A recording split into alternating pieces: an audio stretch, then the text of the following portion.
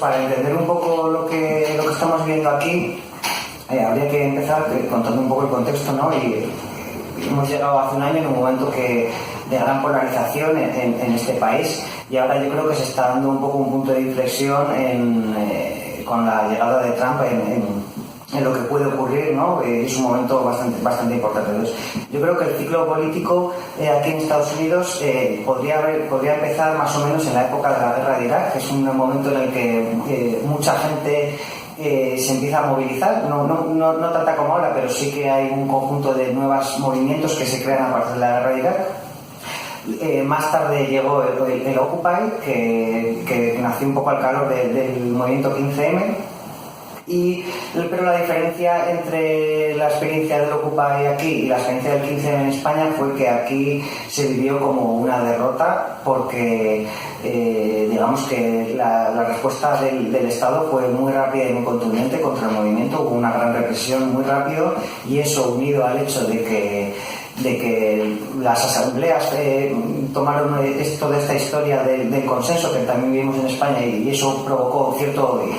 imposibilidad de movimiento. Eso hizo que el movimiento fuera derrotado muy rápidamente y que se viviera y que se recuerde como algo en cierta medida traumático para el movimiento. Entonces eso ha cambiado, esa situación ha cambiado completamente,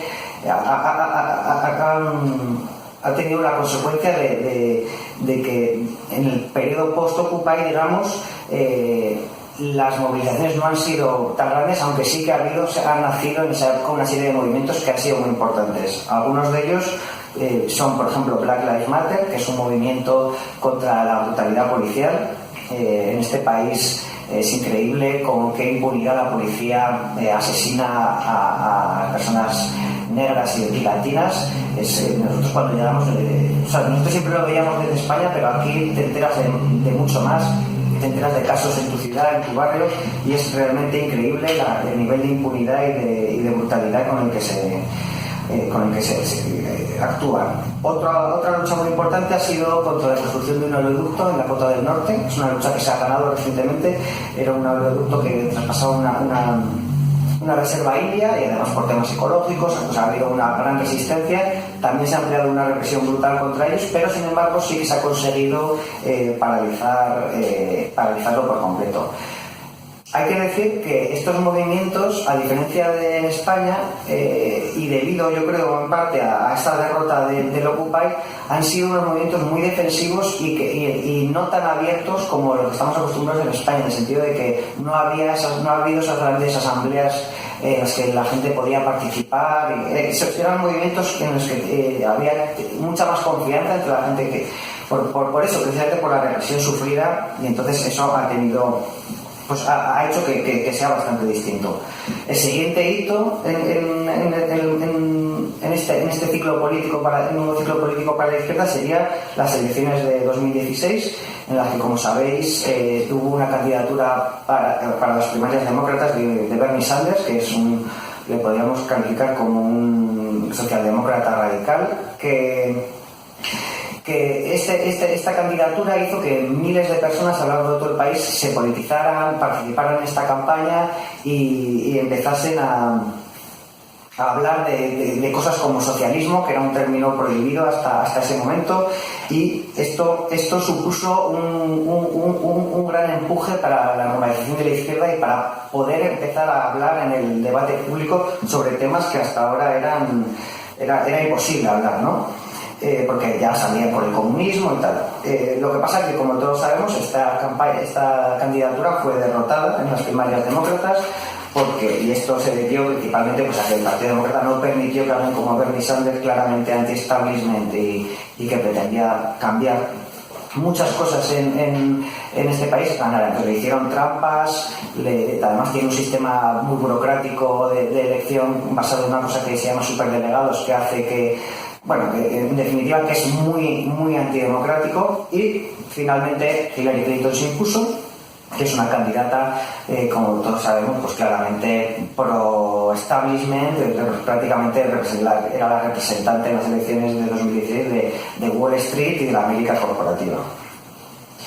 Entonces, después de que Hillary se impusiera en los primeros demócratas, ha habido un periodo más o menos de calma, digamos, en el que la gente estaba esperando a ver qué pasaba en las elecciones, y luego ha llegado la victoria de Trump. Para entender un poco cómo ha ocurrido esta victoria, yo creo que es muy complejo y además la victoria de Trump paradójicamente se dio con menos votos de los que había tenido Hillary Clinton. Entonces resulta muy difícil decir cuál es el factor decisivo que hizo que inclinó la balanza hacia Trump con respecto a Clinton. Pero yo creo que algunas de las cosas, seguramente hay más que me estoy dejando, pero algunas de las cosas importantes serían pues que más que, por ejemplo, más que ganara Trump, perdió el Partido Demócrata, en el sentido de que fueron incapaces de conectar con su electorado tradicional en un momento de crisis en el país, en el que en muchos estados habían visto muchas empresas deslocalizadas, muchos trabajos perdidos, mucha gente empobrecida. Ellos han mantenido una campaña pretendiendo decir que todo iba bien, mientras Donald Trump decía Make America Great Again, Hillary decía America is already great, con lo cual eso no ha conectado con gran parte del electorado tradicional en estados en los que, como he dicho, pues se ha deslocalizado mucha industria, y eso ha sido algo importante en el resultado del electoral. Mucha gente, muchos de estos estados tradicionalmente demócratas han cambiado a Partido Republicano. Otro factor ha sido que Trump ha hecho una campaña nacionalista populista, digamos, en la que ha hecho una serie de promesas sobre relocalizar esos trabajos perdidos. Probablemente no vaya a cumplir estas promesas, pero sin embargo fue capaz de convencer a un sector importante de la población de que era él y no nadie más quien iba a ser el representante de la América más empobrecida, la América golpeada, y iba a traer otra vez la riqueza al país, y iba a poner coto, digamos, a potencias extranjeras que pudieran estar compitiendo con los Estados Unidos. Entonces eso ha posibilitado que gente, incluso que era tradicionalmente votante del Partido Demócrata, haya pasado a un candidato que es claramente de extrema derecha. Otro factor importante, yo creo que no se debe despreciar, es el trabajo hecho por la denominada alt-right, que es esta extrema derecha que tiene una cierta implantación en algunos estados de Estados Unidos y que ha generado ciertos medios de comunicación como Breitbart, que tiene muchísimas visitas, es un medio de comunicación abiertamente supremacista, blanco, racista, homófobo, transfobo. Es un medio horrible, pero que sin embargo han tenido la habilidad de llegar a muchas partes de la población, y eso pues ha tenido mucha importancia. Y luego, paralelamente a todos estos procesos, también es importante, yo creo, hablar de Jacobin Magazine, que es una revista que se empezó a editar justo después del Occupy, en 2011, a finales de 2011. Y esta revista ha sido muy importante para la izquierda porque ha servido de formación, de elemento de formación a toda una nueva generación de marxistas, y es una revista, ha generado cantidad de materiales de formación entre libros y los propios artículos publicados en la revista. Es una revista marxista heterodoxa y son muy buenos en comunicación política, lo cual ha sido muy importante. Aquí tenemos un par de números que son realmente muy bonitos, los han hecho muy atractivos para la gente joven, y yo creo que ha funcionado muy bien, y el capital político que han conseguido acumular gracias a esta revista del DSA, que son la organización que la edita, pues es muy importante. Los dos últimos números de Jacobin se han centrado en cómo construir una organización política de masas, y bueno, ese debate está ahora ahí en la calle, y parece que hoy se puede empezar a pensar seriamente sobre una alternativa a la izquierda del Partido Demócrata.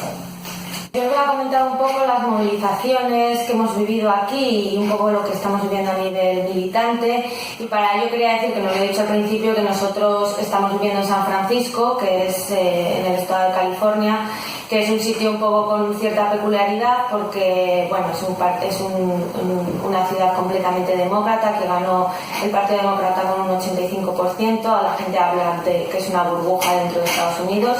pero a la vez es una ciudad con unas diferencias muy grandes entre la cantidad de gente con mucho dinero que vive aquí y la cantidad de gente que vive literalmente en la calle.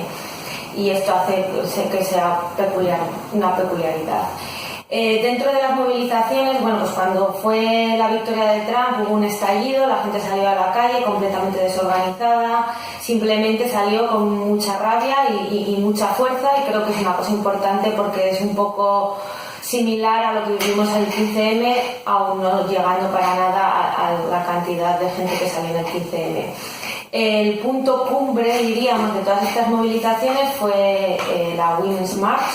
como os podéis imaginar, que llegó las noticias al Estado español. Fue el 21 de enero, justo después de la toma de posesión. Y bueno, para daros, se desbordó completamente a lo que preveían los organizadores, y para daros un dato, aquí en San Francisco viven 800.000 personas y a la calle salieron alrededor de 100.000 personas, que es un octavo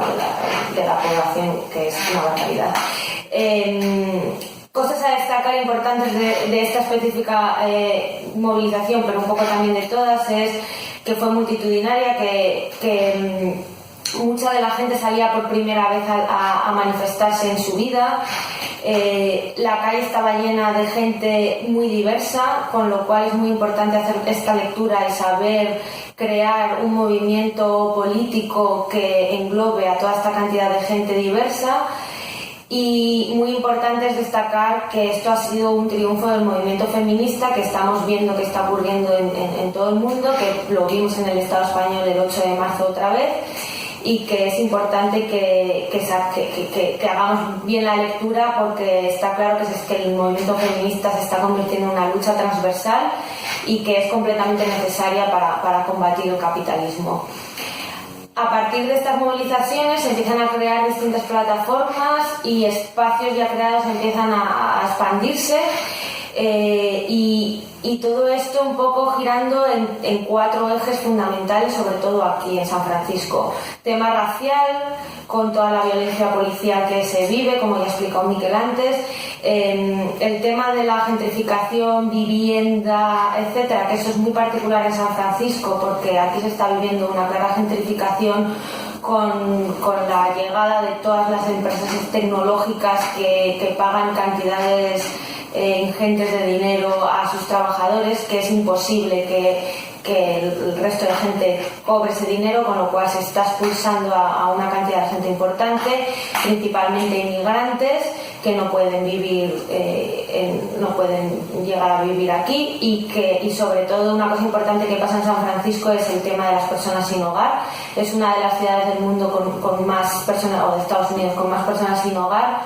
Para dar la cifra, está estimado que hay unas 4.000 personas viviendo en la calle frente a 800.000 habitantes. Hemos buscado el dato en Madrid y tenemos que en Madrid en personas sin hogar hay unas 2.059, considerando que tiene un poquito más de 3 millones de habitantes. Esto es una barbaridad y esto es un problema real que hay aquí. Otro tema fundamental son las ciudades santuario. Es un término que se utiliza un poco para designar algunas ciudades como San Francisco, en el que digamos que la policía no puede incriminar a los inmigrantes, no les puede pedir los papeles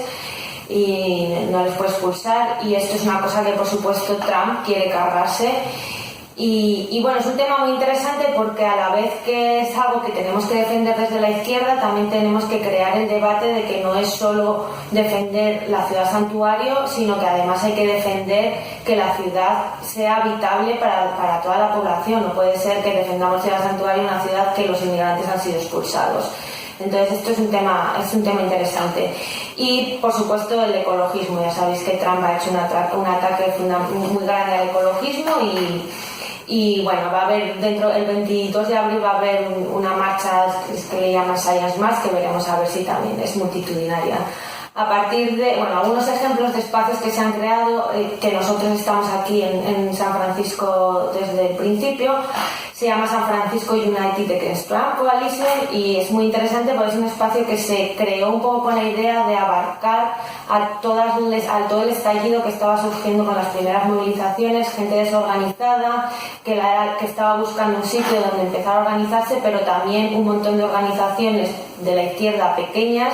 que iban a tener mucha más fuerza unidas bajo un mismo paraguas. Entonces es una coalición o una plataforma que estamos creando todavía y poco a poco está tomando forma y que creo que va a ser muy importante, y además hay gente que la tiene ya como un poco de referencia. A partir de ahí también, las organizaciones políticas de la izquierda radical más destacadas que hay aquí, pues hablaríamos de Solidarity, que es la rama de la Cuarta Internacional aquí en Estados Unidos y con los que estamos trabajando en San Francisco United Against Trump.